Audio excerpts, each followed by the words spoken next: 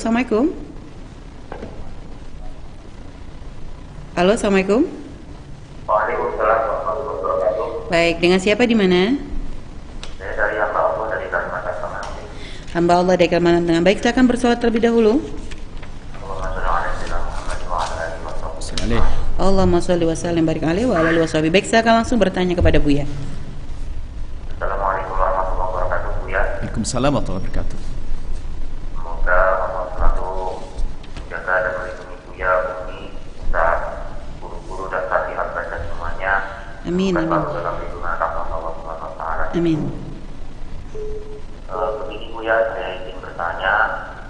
Saya mau bertanya apa tafsir dari ayat Wakallamallahu Musa taklima. Nah, itu bagaimana penjelasannya?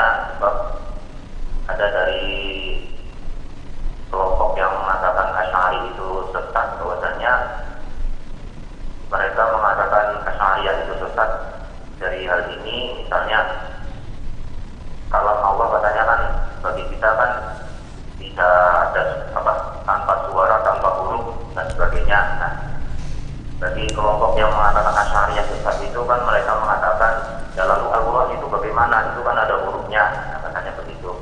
Nah, itu bagaimana cara kita membedakannya itu Buya? Dan sekaligus mohon nasihatnya, ini bagaimana cara kita menanggapi ya, karena dari banyak sahabat-sahabat kita itu ada yang dengan mudahnya mengambil ilmu dari mereka, bahkan ada juga sahabat kami juga di sini bahkan membangunkan masjid untuk mereka juga. Nah, banyak dari sahabat kita itu kalau misalnya kita ingin mengingatkan, jawabannya adalah yang penting kita ambil baiknya. Nah, ini banyak hal yang seperti itu. Nah, bagaimana kita menyikapinya? Nah, itu saja Buya. Terima kasih. Jazakumullahu khairan katsiran. Semoga Allah memberi barakat yang baik kepada Buya dan Umi. Amin, amin, amin, amin. Assalamualaikum warahmatullahi wabarakatuh. Waalaikumsalam warahmatullahi wabarakatuh. Baik, Buya, langsung dijawab ya. Wa kallamallahu Musa taklima. Allah berbicara dengan Nabi Musa dengan pembicaraan. Ini termasuk keistimewaan Nabi Musa alaihissalam, bahwasanya beliau diajak bicara langsung oleh Allah Subhanahu wa taala. Yang dibahas adalah para ulama Asy'ariyah bukan membahas masalah caranya kita serahkan kepada Allah Subhanahu wa taala. Caranya, termasuk melihat Allah, caranya kita serahkan kepada Allah. Kita tidak usah mereka-reka cara berbicara dan cara melihat Allah. Kalau kaum Asy'ariyah melihat Allah adalah nanti terserah, dan Allah tidak perlu tempat di saat kita melihat. Saya hubungkan dengan masalah melihat, sebab ini permasalahannya sama. Waktu kita mengatakan Allah dilihat di surga, bukan berarti Allah harus menempati tempat di jihad tertentu.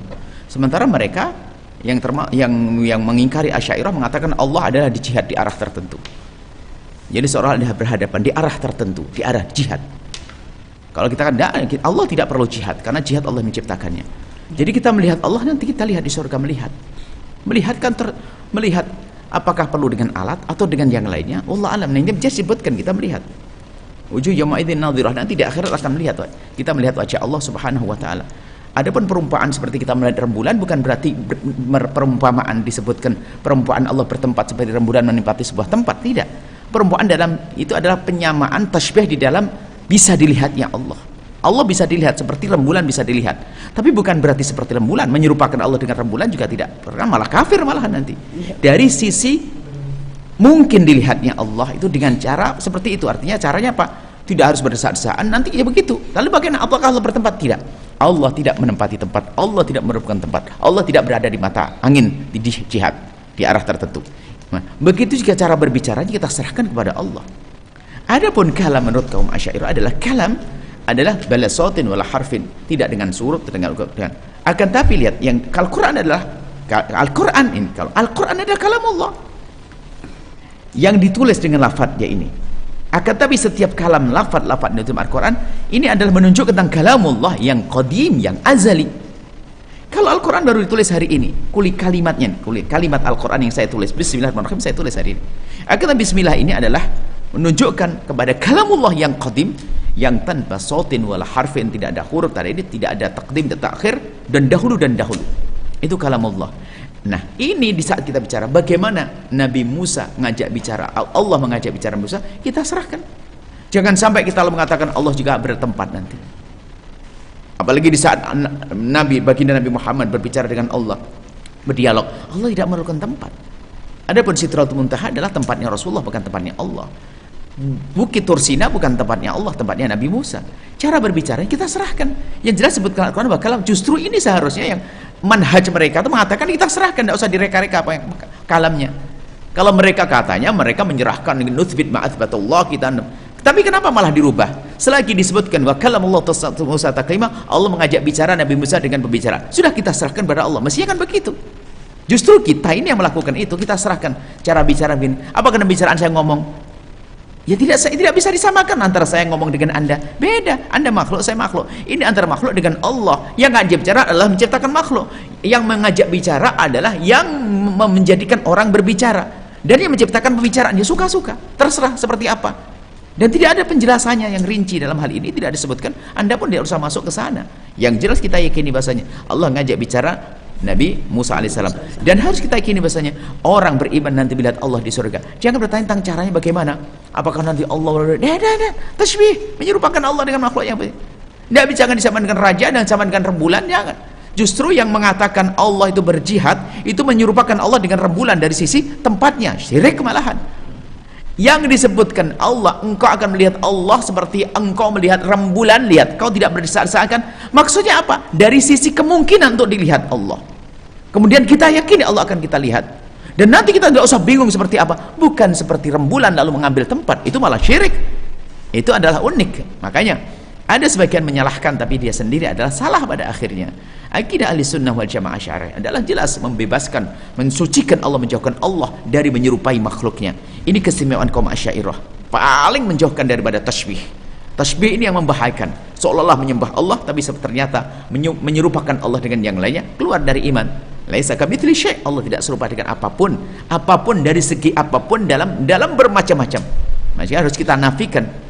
Nafyul ya, tauhid, menauhidkan Allah, harus kita nafikan sesuatu yang menjadikan kita menyekutukan Allah. Kalau dalam bahasa, kalau Asy'ariyah membahas nafyul kumum amul khamsah, al-kamul muttasil bidzat, al-kamul mufasil bidzat dan seterusnya. Itu dibahas dengan detail. Bukan sekedar Allah ini. Sampai ada suatu ketika ada videonya masih ada. Dia menyerupakan Allah langsung sampai menghina kaum Asy'ariyah. Kaum Asy'ariyah ini kok bodoh banget. Masa menetapkan Allah punya tangan aja kok susah. Yang penting kita tetapkan Allah punya tangan tidak seperti tangan kita. Coba saja, tangan kita dengan tangan kambing kan beda. Gini aja bisa membedakan. Kenapa membedakan dengan Allah nggak bisa? Coba. Dia nggak paham. Di saat dia menyamakan tangan saya beda dengan tangan kambing, dia nggak ngerti makna mukhalafah di sini. Tangan saya dengan tangan kambing sama dari sisi apa? Ayo, makhluk, zat yang perlu tempat, dan ini dari sisi jusmaniyahnya.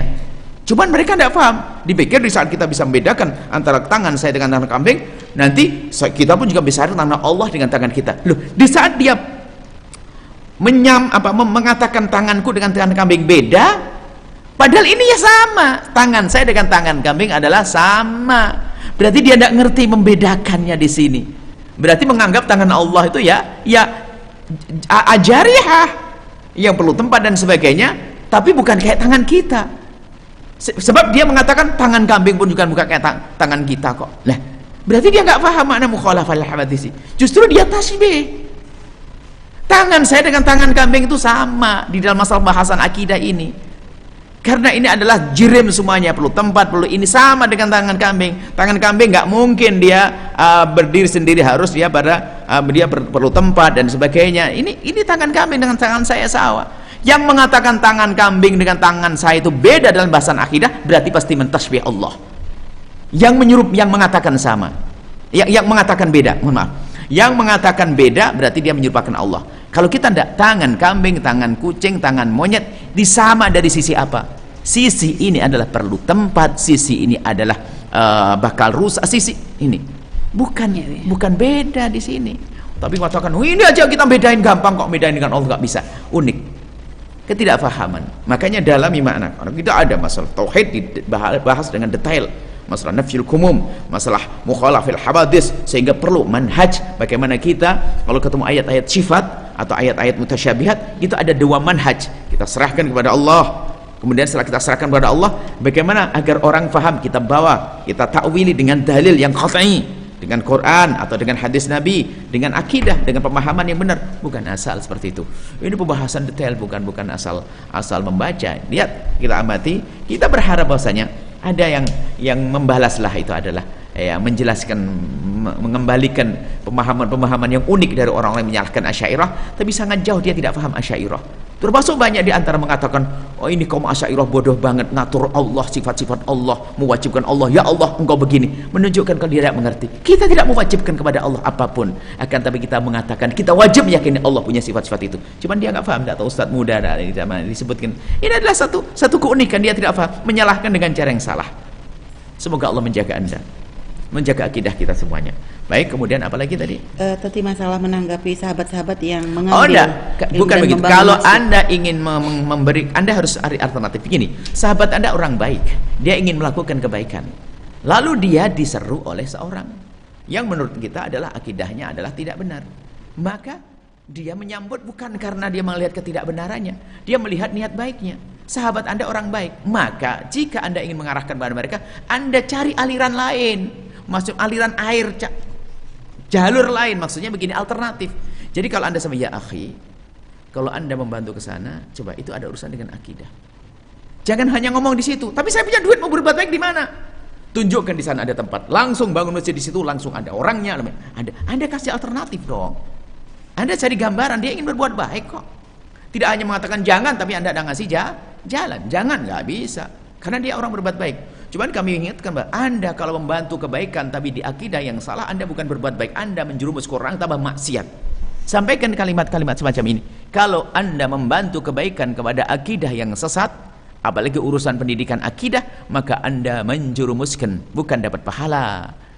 Seperti itu. Itu sangat berbeda kalau kita membantu orang Nasrani urusan makan, ini beda. Ini urusan tempat untuk menuntut ilmu, berbeda. Jangan asal, apalagi tempat ibadah, jangan asal. Harus ke tempat yang yakin bahasanya akidahnya benar. Seperti itu. Wallahu a'lam bishawab. Terima kasih atas jawabannya.